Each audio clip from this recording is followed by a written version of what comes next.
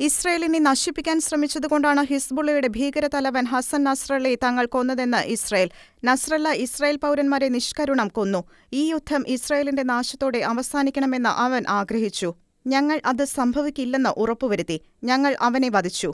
IDF chief of staff lieutenant general Herzi Halevi video സന്ദേശത്തിൽ പറഞ്ഞു. Israel പൗരന്മാർക്ക് നേരെ ഉയർത്തുന്ന ഭീഷണി ഇല്ലാതാക്കാൻ ഹിസ്ബുള്ളക്കെതിരെ സൈന്യം യുദ്ധം തുടരുമെന്നും ഹിസ്ബുള്ളയുടെ ഭീഷണി നിലനിൽക്കാൻ IDF ഒരു കാരണവശാലും അനുവദിക്കില്ലെന്നും ഹലേവി പറഞ്ഞു.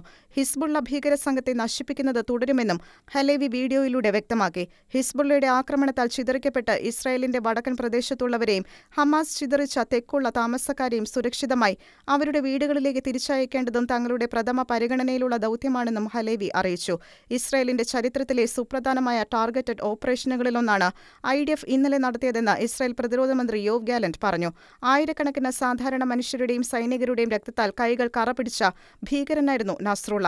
തങ്ങൾക്കെതിരെ പ്രവർത്തിച്ചവർക്കും ഇനി അങ്ങനെ ചെയ്യാൻ ആലോചിക്കുന്നവർക്കും നസ്രുള്ളയ്ക്ക് നേരെ നടത്തിയ ഓപ്പറേഷൻ വ്യക്തമായ സന്ദേശമാണ് നൽകുന്നതെന്നും ഇസ്രയേലിനെതിരെ യുദ്ധം ആരംഭിക്കുകയോ അതിന്റെ പൗരന്മാരെ ദ്രോഹിക്കാൻ ശ്രമിക്കുകയോ ചെയ്യുന്നവർ ആരായാലും ഇതായിരിക്കും പ്രതിഫലമെന്നും ഗാലന്റ് കൂട്ടിച്ചേർത്തു.